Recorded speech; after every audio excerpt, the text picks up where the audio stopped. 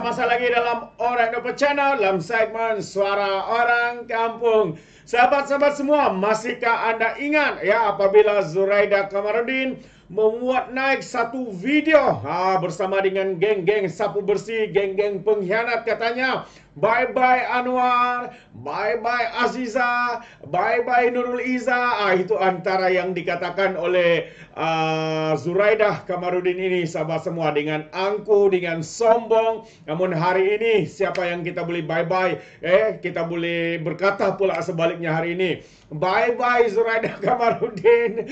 Alright, so apa yang saya ingin kongsikan hari ini sahabat semua adalah respon angkuh Zuraida ya selepas beliau diarahkan untuk membayar 10 juta saman daripada Parti Keadilan Rakyat. Sahabat-sahabat semua, ini dia hari ini saya ingin memberikan sedikit respon, bukan saya tapi respon daripada Zuraida Kamarudin selepas beliau ya diarahkan oleh mahkamah untuk membayar sebanyak RM10 juta kepada PKR. Apakah respon Zuraida itu sahabat semua? Ini yang menarik untuk saya kongsikan bersama dengan kita. Tapi sebelum itu jangan lupa untuk support Orang Dapat Channel dengan cara tekan butang subscribe, like dan share. Mari kita ikuti respon daripada Zuraida Kamarudin ya selepas mahkamah arahkan beliau untuk membayar jumlah pampasan ataupun saman. Ini katanya Zuraida akan rayu keputusan untuk bayar PKR RM10 juta itu, sahabat-sahabat semua.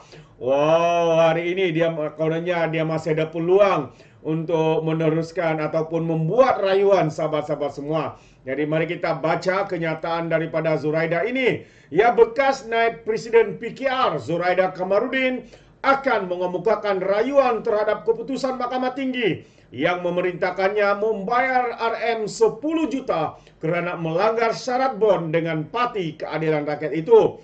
Beliau juga menyifatkan tuntutan dikemukakan sebagai tidak berasas dan dianggap jelas bercanggah dengan hak rakyat menyertai dan meninggalkan sesuatu pertubuhan. Dia cuba untuk memusingkan, dia cuba untuk meraih simpati, meminta simpati daripada rakyat, dan dengan berkata katanya tuntutan yang dikemukakan itu tidak berasas dan dianggap jelas bercanggah katanya dengan hak rakyat untuk menyertai dan meninggalkan sesuatu pertubuhan. Masalahnya di sini kamu menyertai di PKR dan menandatangani bond itu, perjanjian. Ya, ini jadi segala yang dikatakan oleh Zuraida itu sebenarnya tidak boleh lagi ya, tidak berlaku kerana dia telah tanda tangan surat perjanjian, akuan sumpah itu untuk tetap setia ya kepada Parti Keadilan Rakyat, dan sekiranya mereka mengkhianat seperti yang dilakukannya itu, maka mereka kena membayar bond yang telah ditandatangani perjanjian tersebut yang mengatakan harus membayar 10 juta. Jadi di mana yang tidak berasas, di mana yang jelas bercanggah katanya. Kalau tidak ada perjanjian itu sepatutnya tidak ada masalah, tapi ini kerana ada perjanjian, sahabat-sahabat semua. Kata Zuraida lagi, menjadi hak rakyat untuk bersekutu atau berpisah yang merupakan hak asasi termaktub dalam perlembagaan persekutuan. Kita tidak boleh nafikan perkara itu, memang ada di dalam hak asasi termaktub yang termaktub dalam perlembagaan. Tapi seperti yang saya katakan awal tadi, sahabat semua, kerana mereka sudah pun membuat satu bond perjanjian. Sekiranya mereka mengkhianat, keluar daripada parti, melompat keluar daripada parti dan memberi sokongan kepada parti lain, itu sudah melanggar bond ataupun perjanjian yang mereka lakukan. Jadi Zuraida lagi menambah, saya akan merayu katanya keputusan ini bukan sahaja untuk saya tetapi demi menegakkan hak penting ini yang menjadi milik semua rakyat Malaysia. Dia jual nama rakyat lah pula. Kalau sebelum ini katanya dia melompat demi rakyat, sekarang ini selepas disaban demi rakyat juga. Jadi semua yang mereka lakukan pengkhianatan, lompat parti, mengkhianat mandat rakyat, juga katanya untuk rakyat. Inilah dia penunggang-penunggang, sahabat-sahabat semua, politikus-politikus yang tidak boleh dipercayai dengan kata-kata mereka ini. Ada saja alasan, ada saja yang mereka akan katakan. Tapi mahkamah telah pun mengesahkan bahwa bond perjanjian tersebut adalah sah dan tidak melanggar perlembagaan. Jadi Jumaat lepas Mahkamah Tinggi Kuala Lumpur membenarkan saman PKR menuntut RM 10 juta daripada Zuraida kerana melanggar syarat bond yang mengikat kepada parti. Ya, Hakim Akhtar Tahir membuat keputusan itu selepas mendapati hujahan Zuraida bahawa bond itu ditandatanganinya atas alasan dipaksa adalah tidak berasas. Mahkamah juga memerintahkan Zuraida membayar kos sebanyak RM50,000 kepada PKR.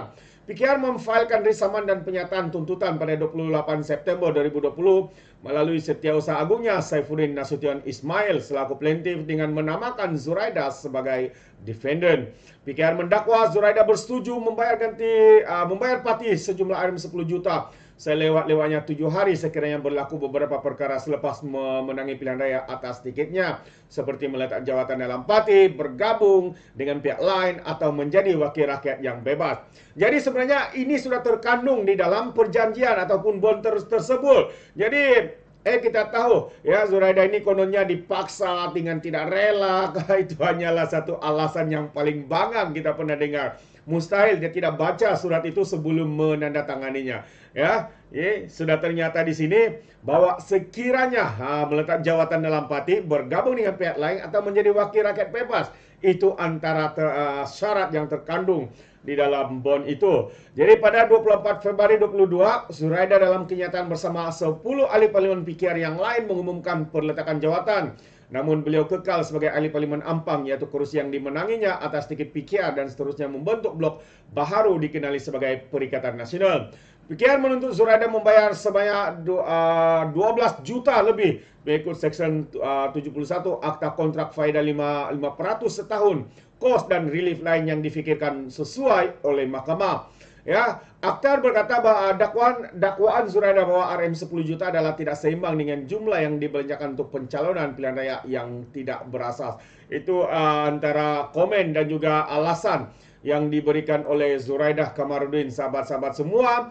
Ya, selepas mahkamah mengarahkan beliau, ya hari ini kita mendengar pelbagai alasan, pelbagai dalil lah pula yang dikeluarkan oleh Zuraida atau warganet di luar sana mengenalnya sebagai Mak Lampir.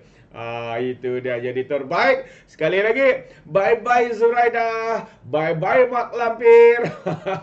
Ya, inilah dia sahabat semua. Kehidupan ini seperti roda. Ya, apabila kamu berada di atas, satu hari nanti kamu akan berada di bawah. Jadi berhati-hati dengan setiap tindakan kita. Ya, seperti mana Zuraida ini yang ego dan sombong, sebelum ini kononnya akan setia bersama dengan Parti Keadilan Rakyat, tapi selepas mereka mengkhianati, ya mereka senyum lebar, ya kerana ada jawatan, kerana ada kuasa dan sebagainya. Tapi kegembiraan itu hanya sedikit, hanya dalam masa yang pendek saja. Ia tidak berpanjangan kerana ia tidak ada berkat, sahabat-sahabat semua.